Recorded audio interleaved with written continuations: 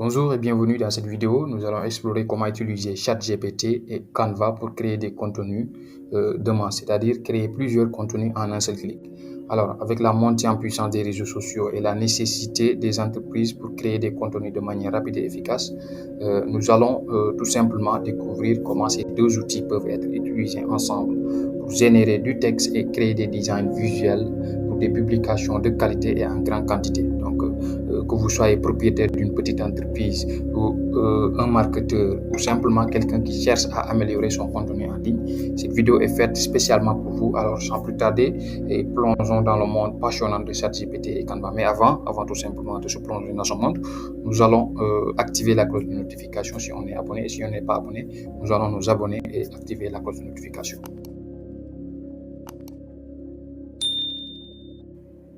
Voilà, on va se lancer dans le vif du sujet qui est tout simplement la création de plusieurs contenus en un seul clic. Alors, la première chose à faire, c'est aller sur ChatGPT. On va partir sur ChatGPT. Voilà, arriver sur ChatGPT. Là, maintenant, on va le demander quel genre de contenu nous voulons. Maintenant, moi, je vais créer 5 citations, ou du moins, je pouvais faire plus de 50, je peux faire plus de 50 si vous voulez, 60 si vous voulez. Ça dépend du contenu que vous voulez, du nombre de design que vous voulez concevoir. Maintenant, là, j'ai demandé, peux-tu me donner 5 citations inspirantes d'entrepreneurs? Là, il m'a donné les 5 citations. La deuxième chose à faire, c'est peux-tu les séparer en deux clones, une clone pour les citations, une autre clone pour les autres, chose qu'il a fait. Et maintenant, on part sur Canva. Voilà. Et on crée un nouveau design. On vient ici, on fait créer un design ici. Voilà, créer un design. Voilà. Je fais des publications sur Instagram, c'est ce que je veux. Si vous voulez autre chose, vous pouvez voir ici, il y a beaucoup de choses. Là, c'est statut WhatsApp, documents, story, affiches, indice de montage, CV, flyers, invitations, tout ce que vous voulez. Moi, je préfère faire des publications sur Instagram, publications carrées bien sûr. On fait ajouter du texte. Là, vous allez voir, on clique sur ajouter du texte ici. Ajouter du texte. Voilà, ajouter du texte, c'est fait. On essaie de recadrer ça. On diminue. Voilà. Là, c'est le texte. Maintenant, on fait un autre ajout, un autre texte. Si vous voulez, là, c'est pour ce texte-là, c'est pour les auteurs. On l'amène un tout petit peu en bas. On diminue ça.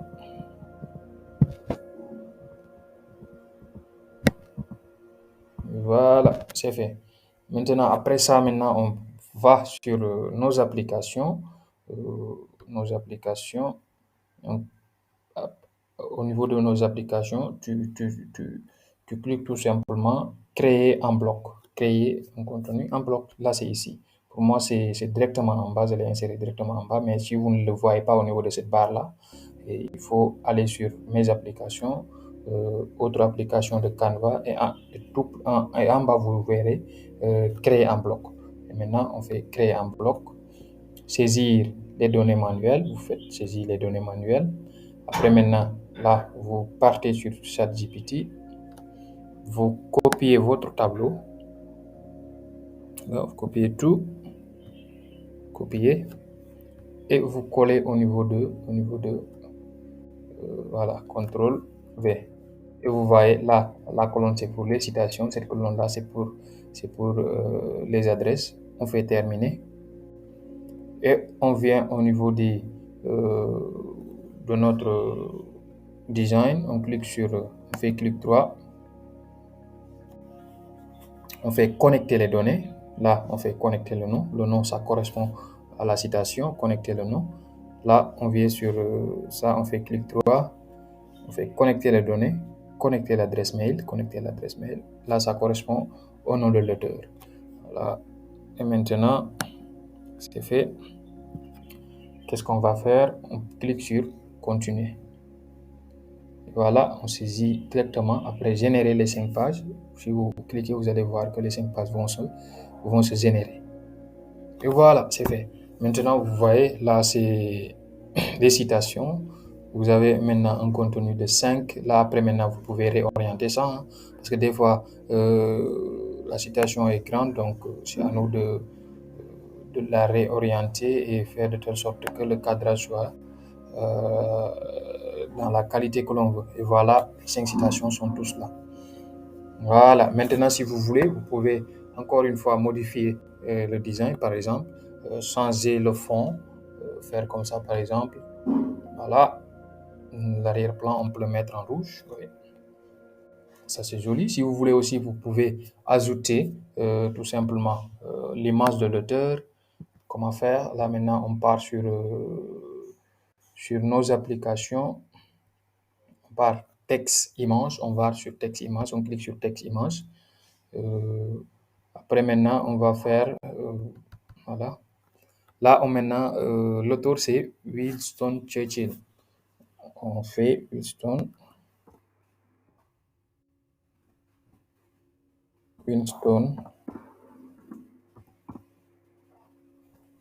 Churchill.